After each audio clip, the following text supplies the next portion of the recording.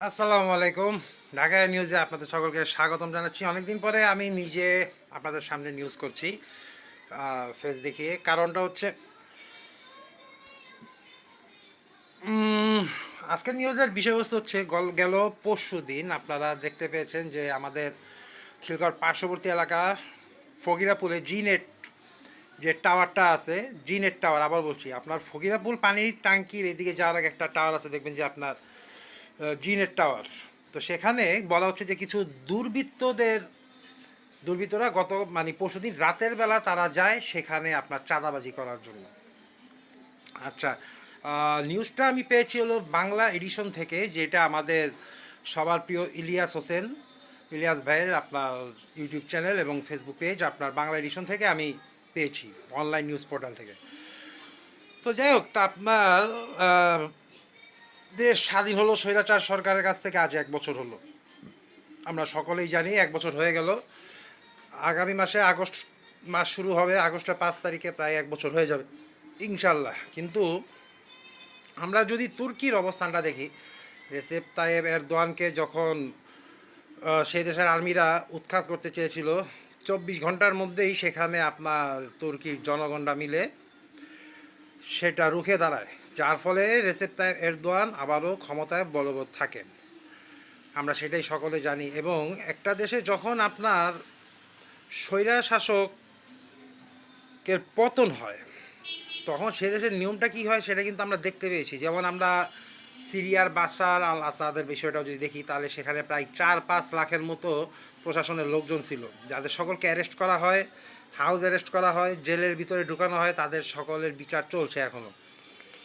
আমরা ফ্রান্সের অনেক ঐতিহাসিক বিষয়গুলো দেখতে পাই। যেমন আমরা তুর্কিতে ঘটনাটা যেটা যদি বলি, রেসেপ তাইয়েপ এরদোয়ান কী করেন, তার বিরুদ্ধে যারা আন্দোলন যেসব প্রশাসনের মানুষ আন্দোলন তার বিরুদ্ধে রুখে দাঁড়ায়, যখন এই তুর্কি রেসেপ তাইয়েপ এরদোয়ান করেন কি, তুর্কির জনগণকে সাথে নিয়ে প্রায় 3 লাখের উপরে প্রশাসনে আর্মি, পুলিশ, আরও যত বাহিনী আছে, 3 বাহিনী যা আছে বলেন এটসেট্রা, সবাইকে অ্যারেস্ট করে।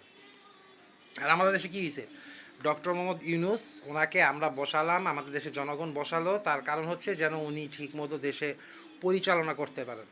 আমার নিউজটা যখন চলছে, তার এক পাশে আপনারা বাংলা এডিশনের নিউজটা আপনারা দেখতে পাচ্ছেন।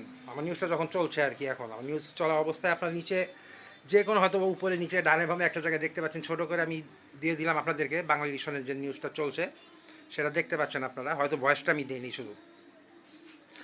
তো যাই হোক, একটা দেশ থেকে যখন স্বৈরাচারের পতন হয় তখন সেটা করা হয়, কিন্তু আমাদের দেশে কিন্তু কিছুই হয়নি বিচার। হাতে গোনা কয়েকজনকে নাম করা, তাদের বিচার হচ্ছে। তো ডক্টর মোহাম্মদ ইউনুসকে বসালাম আমরা কেন কেন আমাদের দেশের জনগণ কেন বসালো এই কারণে, যেন আমাদের দেশে সুষ্ঠুভাবে বিচারটা হয়, যেন আওয়ামী লীগের একটা চুনোপুটিও না থাকে। কিন্তু আলহামদুলিল্লাহ আমরা দেখতে পাচ্ছি যে আওয়ামী লীগের চুনোপুটি সব কিছুই আছে। এবং তারা কয়েকদিন পর পর এই হুমকি দেয়, সে হুমকি দেয়, অনলাইনে গোপালগঞ্জ থানার এই থানার সেই থানা, এক থানার ওসিদেরকে হুমকি দিচ্ছে। এটা নিয়ে কোনো মাথা ব্যথা নেই, তাদেরকে অ্যারেস্ট করার কোনো কিছুই তো নাই। এবং আওয়ামী লীগের যে বড় বড় রাঘব বোয়াল যারা দেশ ছেড়ে পালায় গেছে, তাদেরকে ধৈর্য আনার কোনো কিছু করতেছে না। বেনজির আহমেদ যে ছিল তাকেও ধৈর্য আনতেছে না, যা তো অবস্থা করে দেশ চালাইতেছে। বিএনপি জামাতের পিছিয়ে লাগছে, জামাত বিএনপির পিছনে লাগছে, অথচ এই চাঁদা এরপরে এনসিপি লাগছে জামাত আর বিএনপির পিছিয়ে, অথচ এই তিনজন মিলে কিন্তু দেশের জনগণ সহ আলেম সমাজ মিলে কিন্তু আন্দোলনটা করছিল। আন্দোলনের সময় আমরাও ছিলাম, আমিও খিলগাঁওর বাসিন্দা, ঢাকায় নিউজের পক্ষ থেকে বলি বা আমি যেভাবে বলি, আমি আপনাদের সাথে ছিলাম আন্দোলনে। আজকে সে আন্দোলন কোথায় গেল আল্লাহ জানে। বিএনপি ওপেন চাঁদাবাজি করতেছে, জামাতও শুরু করছে বিএনপির দেখা দেখি, কিন্তু জামাত ওপেন এত না করলেও টুকটাক করতেছে। এনসিপি তো আছেই, এনসিপি আর বিএনপি ওপেন চাঁদাবাজি শুরু করছে। মনে করতে রাখবেন আপনারা আওয়ামী লীগের পিছনে না লাইগা দেশটারে নিজের বাপ দাদার মনে করে ফেলছেন, যার ফলে এখন এনসিপির ভিতরে বলেন, জামাতের ভিতরে বলেন, আর বিএনপির ভিতরে বলেন, ছাত্রলীগের পোলাপাইন সুন্দর মতো ঢুকে গেছে। এইসব আকাম কুকাম 90% তারাই করে বেরিয়ে গেছে। পিনাকি দাদা কিন্তু একটা কথা বলছিল যে সময় আছে, সময় থাকতে স্বৈরাচারের বিচার ঠিক মতো করেন। চারের যে 3 বাহিনী প্রধান বলেন, র্যাব বলেন, পুলিশ বলেন, যারা যারা ছিল তাদের সবাইকে ধরেন, তাহলে এরা জায়গা উঠতে পারবে না। কিন্তু আপনারা কি করছেন, উল্টা পিনাকি দাদারে অপমান করতেছেন, ইলিয়াস হোসেন ভাইকে অপমান করতেছেন, আর মাঝখান দিয়া আওয়ামী লীগ সুন্দর মতো আমাদের দেশে ঢুকতেছে। আওয়ামী লীগের নেতাকর্মীরা এনসিপিতে থাইকা, জামাতে থাইকা, বিএনপির ভিতরে থাইকা তারা ওপেন চাঁদাবাজি কইরা বেরিয়েছে, যার ফলে আপনাদের দলেরই দুর্নাম হচ্ছে, আর বেশি কিছু হচ্ছে না। সামনে নির্বাচন হইলে বিএনপি বলেন, জামাত বলেন, এনসিপি বলেন, একটাও ভোট পায় কিনা ঠিক মতো সন্দেহ আছে। তো অন্য কারো কথা বলতে পারি না। বিএনপি যেহেতু নিঃসন্দেহে আমাদের দেশের একটি বৃহৎ একটি রাজনৈতিক দল, তাদের দুর্নাম হচ্ছে সব থেকে বেশি।